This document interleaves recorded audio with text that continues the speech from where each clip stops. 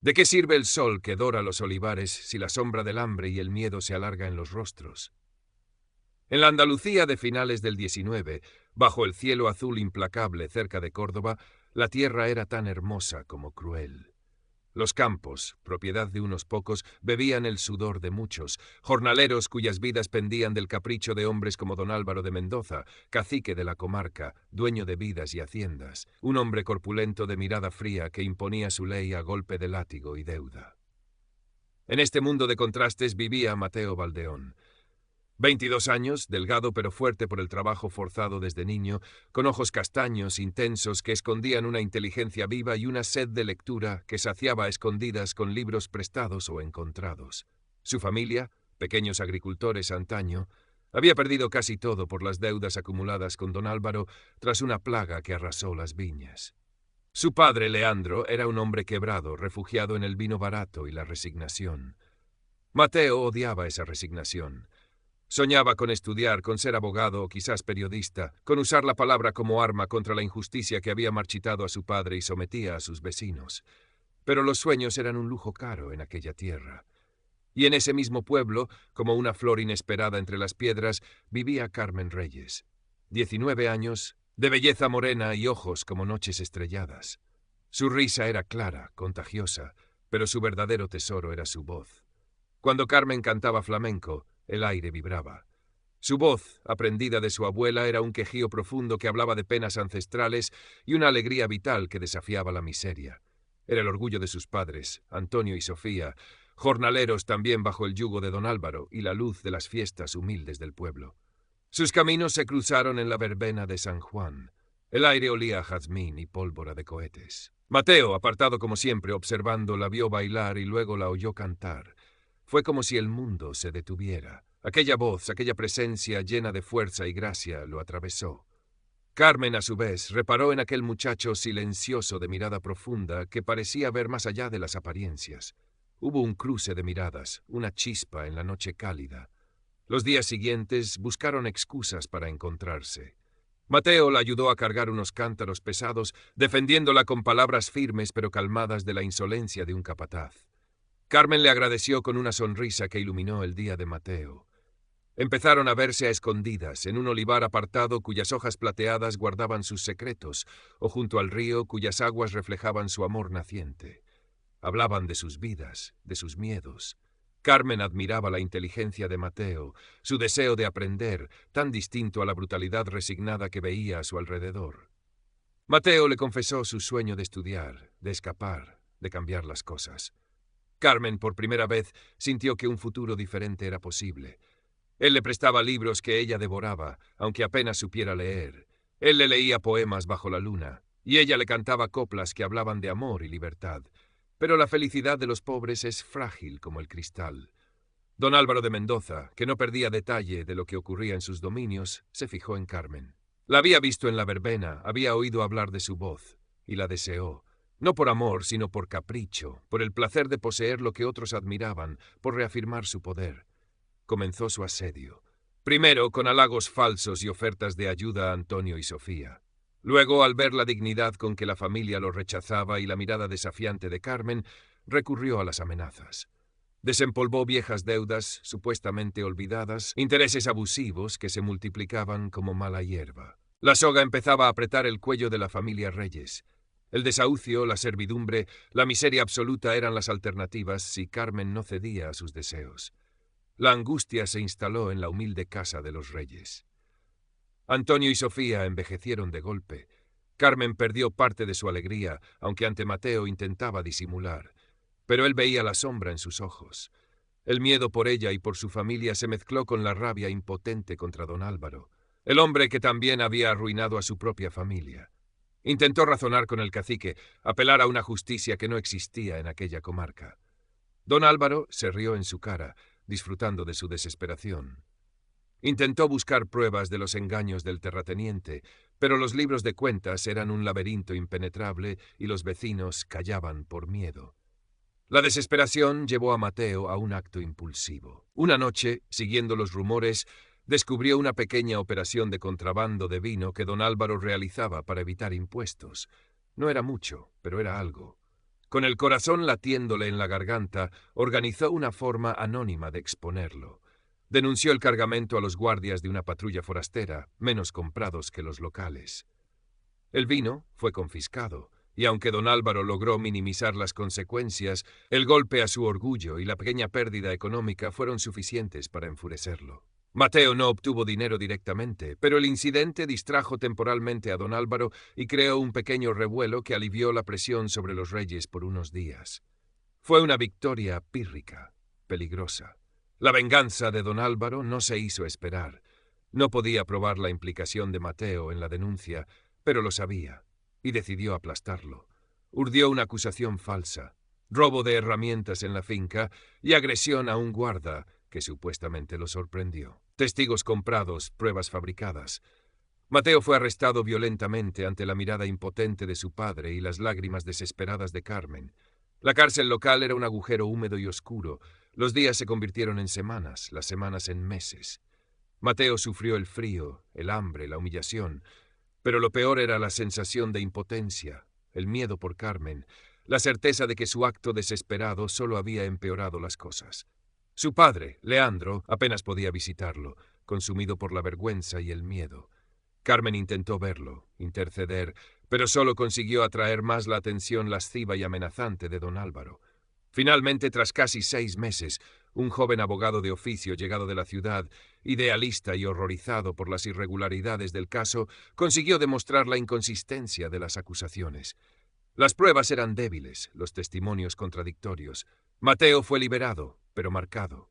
Era un hombre libre, pero sin futuro en su pueblo. Don Álvaro no descansaría hasta destruirlo. Leandro, su padre, por una vez sacando fuerzas de flaqueza, le suplicó que se fuera. «Vete a la ciudad, hijo. Aquí no hay nada para ti más que la tumba o la prisión. Intenta estudiar, haz algo de provecho lejos de este infierno. Olvida a Carmen, olvida esta tierra maldita». Mateo se resistió, quería quedarse, proteger a Carmen, pero sabía que su presencia solo la ponía en más peligro. La despedida fue desgarradora, en el mismo olivar donde habían soñado juntos. Promesas de volver, lágrimas, un beso robado con sabor a desesperanza. Con los pocos ahorros que su padre reunió y un atillo con ropa y un par de libros, Mateo partió hacia Córdoba, dejando atrás todo lo que amaba y temía.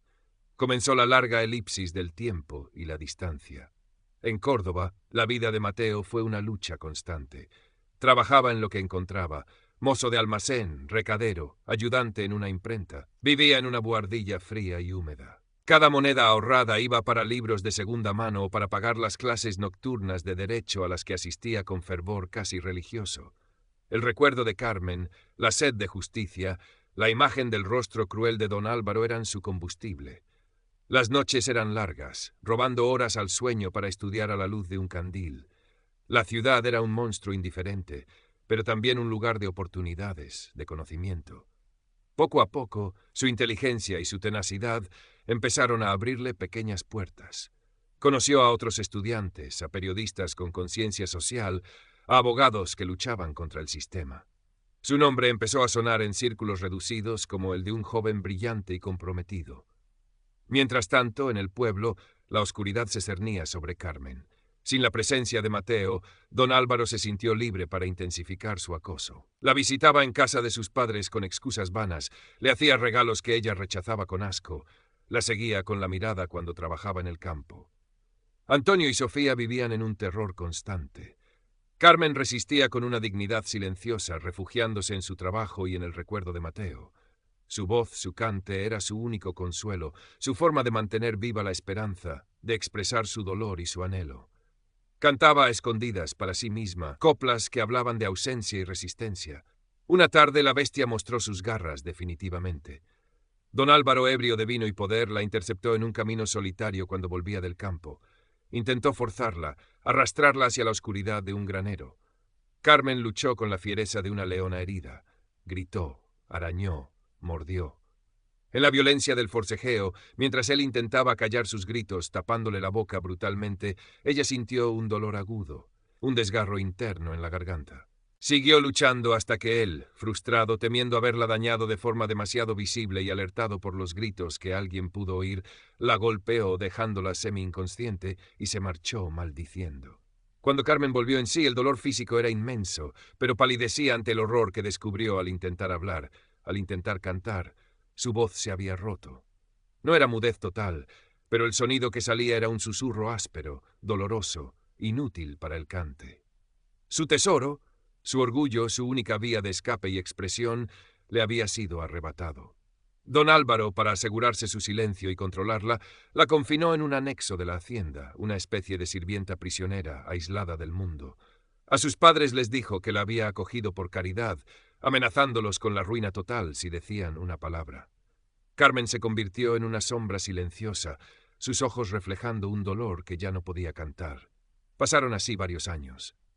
5 largos años desde que Mateo partiera. Ahora era un joven abogado con una pequeña pero creciente reputación en Córdoba. Había ganado algunos casos defendiendo a trabajadores explotados. Había colaborado con periodistas en la denuncia de abusos. Había aprendido las reglas del juego, las fisuras del sistema. Nunca había olvidado a Carmen, ni su promesa. Cada día la imagen de ella y la sed de justicia lo impulsaban. Sintió que había llegado el momento. Reunió algo de dinero, contactos y, sobre todo, el coraje necesario. Regresó a su tierra natal.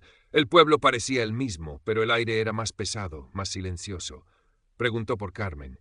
Las miradas esquivas, los susurros temerosos, las medias palabras le helaron la sangre. «Está en la hacienda de don Álvaro», le dijo finalmente una anciana compasiva. «¿Sirviendo?» La anciana bajó la voz. «Sirviendo y callando, muchacho. Dicen que perdió la voz, que ya no canta. Una pena muy grande». Mateo sintió que el suelo se abría bajo sus pies. Corrió hacia la hacienda, ignorando las advertencias. Logró colarse, buscando frenéticamente. La encontró en un patio trasero, lavando ropa en una pila de piedra. Era Carmen, pero a la vez no lo era. Más delgada, la ropa raída, la mirada perdida en un punto lejano. Pero al ver a Mateo, sus ojos se abrieron de golpe. Un universo de emociones contenidas, sorpresa, dolor, alegría, miedo, cruzó su rostro. Corrió hacia él, o él hacia ella, y se abrazaron en silencio. No había palabras, solo el temblor de sus cuerpos, las lágrimas silenciosas que mojaban sus mejillas. Mateo la apartó suavemente, buscando su voz. «Carmen, ¿qué te ha pasado? Háblame». Ella abrió la boca e intentó decir su nombre, pero solo salió un sonido ronco, quebrado, doloroso. Negó con la cabeza, las lágrimas corriendo libremente ahora, y señaló su garganta. Mateo comprendió la verdad atroz. La rabia lo cegó por un instante, un deseo de matar a don Álvaro con sus propias manos. Pero luego vio la mirada de Carmen, una mezcla de desesperación y una chispa de la antigua fuerza. No, la venganza ciega no era el camino, era la justicia lo que necesitaban. La sacó de allí, enfrentándose brevemente a unos capataces que dudaron ante su porte seguro y su ropa de ciudad. La llevó a la casa de sus padres, ahora vacía y ruinosa. La determinación de Mateo se volvió fría como el acero. Ya no era el joven impulsivo, era un abogado. Conocía la ley y conocía la calaña de don Álvaro. Comenzó su propia investigación, metódica, paciente. Habló con antiguos vecinos, con otros jornaleros explotados, con comerciantes estafados.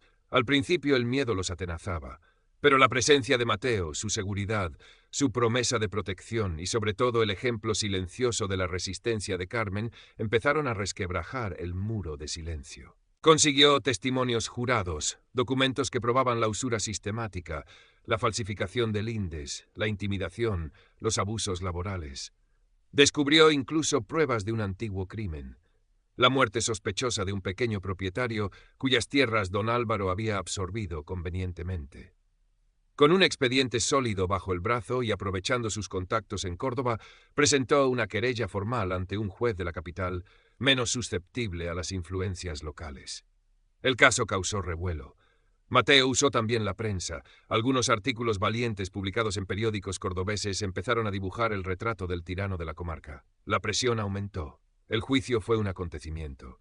Don Álvaro, arrogante al principio, confiado en su poder, empezó a sentir el suelo temblar bajo sus pies. Mateo, sereno y preciso, presentó las pruebas una tras otra. Los testigos, al ver al cacique en el banquillo, encontraron el coraje para hablar. El momento culminante fue el testimonio de Carmen. No podía hablar, pero Mateo leyó una declaración escrita por ella, sencilla y desgarradora, detallando el acoso, la agresión, la pérdida de su voz. Luego ella misma, de pie ante el tribunal, con una dignidad que silenció la sala, señaló a don Álvaro con una mirada acusadora que valía más que 1000 palabras. La sentencia fue implacable. Don Álvaro de Mendoza fue declarado culpable de múltiples cargos: usura, coacción, falsificación, y se reabrió la investigación por homicidio. Fue condenado a una larga pena de prisión y a la confiscación de gran parte de sus bienes para compensar a las víctimas. Perdió su poder, su estatus, todo. Murió en la cárcel unos años después, olvidado y consumido por la amargura. La caída del tirano trajo un soplo de aire fresco a la comarca. Los padres de Carmen recuperaron su pequeña casa y algo de paz. Otros respiraron aliviados, aunque las cicatrices de años de opresión tardarían en cerrarse. Mateo y Carmen se reunieron definitivamente.